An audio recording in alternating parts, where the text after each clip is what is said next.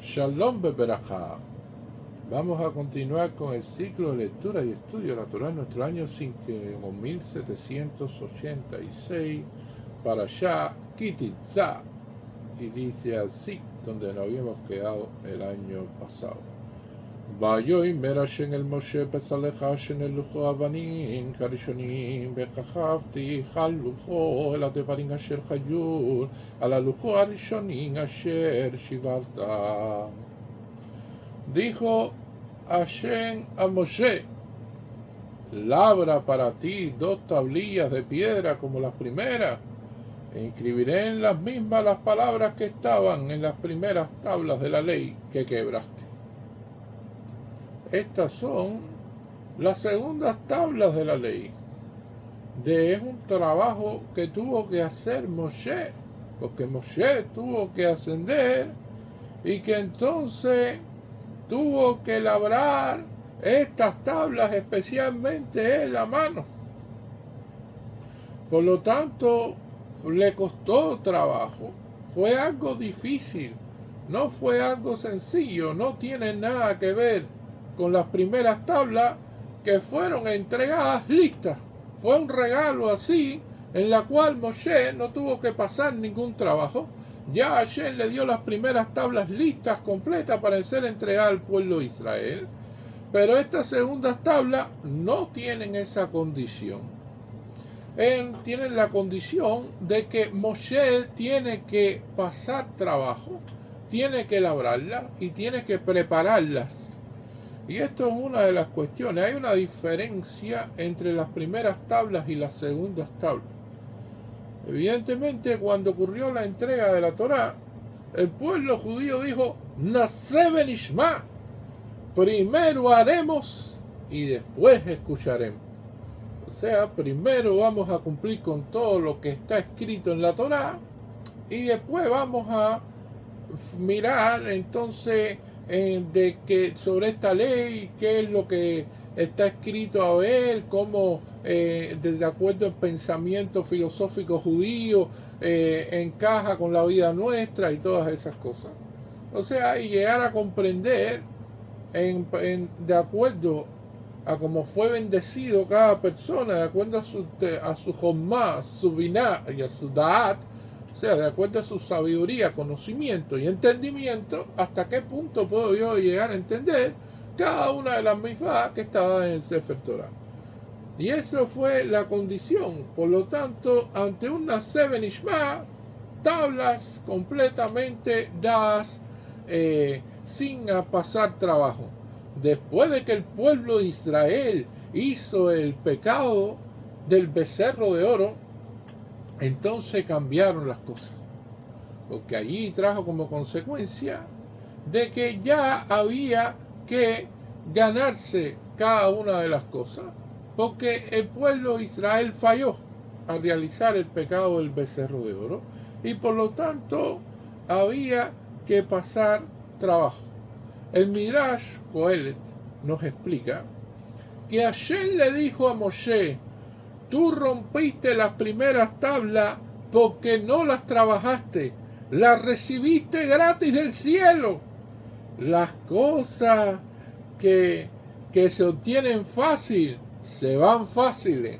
Así mismo como alguien que obtiene dinero fácilmente, porque tiene algún familiar que está en el extranjero, alguien que le envía dinero fácil, entonces no le pesa gastarlo en cualquier cosa, y también en cuestiones en las cuales no realmente está justificado el uso de ese dinero, pero lo hace así porque él no lo sudó, él no lo trabajó, él no tuvo que pasar ese trabajo que pasó el familiar en el extranjero, que sí lo está trabajando y que sí tiene que pasar trabajo. Por eso entonces se da determinados lujos sin pensarlo, y el dinero parece que se le escapa de las manos una vez que lo recibe.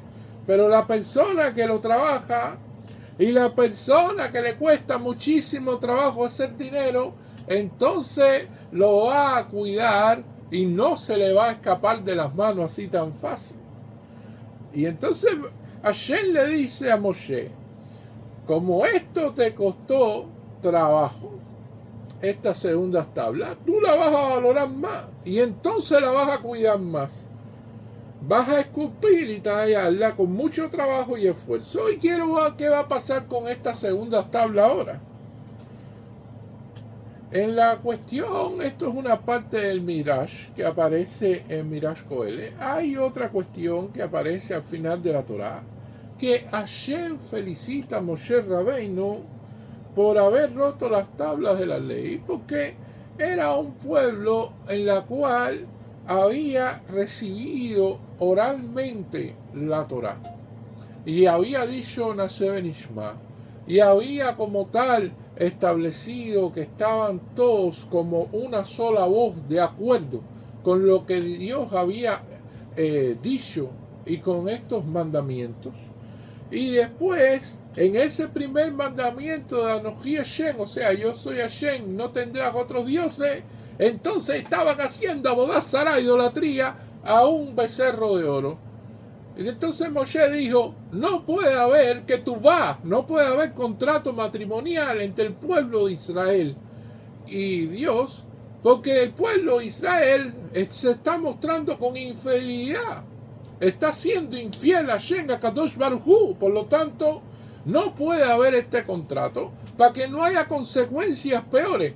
Porque una vez que usted firma un contrato legal que está dado en blanco y negro, como decimos, que está escrito y que está firmado y que está acuñado, entonces al final usted tiene que atenerse a lo que dice la ley.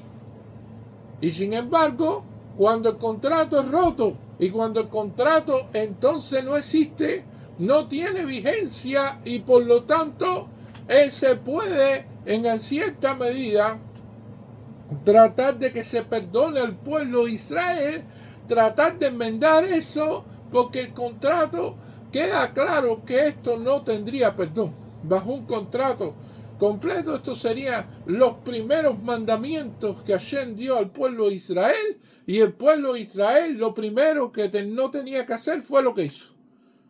Entonces, teniendo en cuenta eso, Hashem, por lo tanto, le dice al pueblo de Israel de que va a perdonarlo, pero va a tener todo un proceso. Nosotros hemos visto las parashá anteriores, la parashá Trumá, la parashá Tetzaveh, que es la solución al perdón que da Dios ante el pecado del becerro de oro, a través de los diferentes donativos que se hicieron. La Torá es tan grande que invierte el orden cronológico para precisamente decirte hubo un perdón y hubo un proceso y existe todo un sistema creado para este tipo de situación. Ahora, la pregunta que hacen nuestros sabios, ¿estuvo bien o no estuvo bien que rompiera las tablas? Nuestros sabios concluyen que estuvo bien.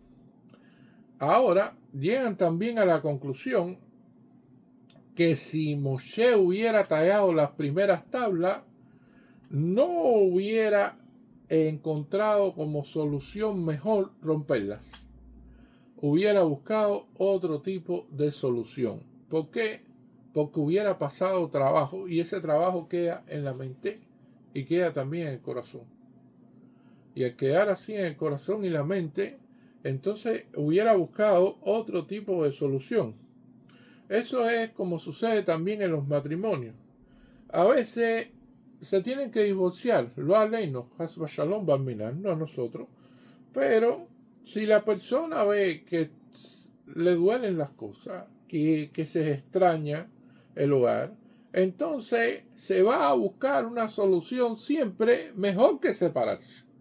Porque evidentemente, si te ha costado trabajo construir un hogar, si te ha costado mucho trabajo tener una familia, si te ha costado tener una vida al lado de tu pareja, evidentemente va a ser muy difícil que tú quieras echar por tierra todo eso de la noche a la mañana, porque se ha tenido que trabajar muchísimo y se ha tenido que pasar trabajo, evidentemente también. Entonces, esta es una de las cuestiones que nosotros vemos, que es mejor, en este caso, entonces buscar una solución al problema. Y eso es la solución del hogar hebreo. la solución de Shalom Bay, o sea, de paz en la casa. Nosotros tenemos que seguir apoyando los unos a los otros. Eso es una parte de la filosofía judía. Especialmente en tiempos tan difíciles. Ahí es cuando más se echa a ver. Para eso Hashem manda también las crisis que tenemos, para que la persona pueda sacar lo mejor de cada uno, para dar lo mejor que tiene cada uno, y para entonces aprovechar ese momento para hacer misvá a un nivel superior, y para acercarse así más a Hashem. Y ese es el camino que debemos seguir, acercarnos a Hashem. Y no faltan personas dentro del pueblo de Israel para dar alientos en momentos difíciles y ante las dificultades, porque las dificultades han sido parte de nuestras vidas en todo este proceso, algunas más, otras menos, pero siempre hemos estado viviendo con grandes dificultades. El secreto se basa en saber apoyar a los demás y en hacer el bien, el Hesed. Ese es el secreto de la bendición. El que hace el bien sin esperar nada a cambio, o sea, actos de bondad en todo momento, porque hay que hacer Hesed, Hashem siempre lo va a ayudar. Y esto es uno de los elementos fundamentales de nuestra filosofía, que siempre podamos hacer Hesed, actos de bondad, en momentos inclusive tan complejos, y que nuestras buenas obras sean faro y guía para los demás. Y que seamos bendecidos con tiempos mejores y con la llegada de Moshiach Tzidkeinu. Amén. Yehi Ratzon. Muchas gracias.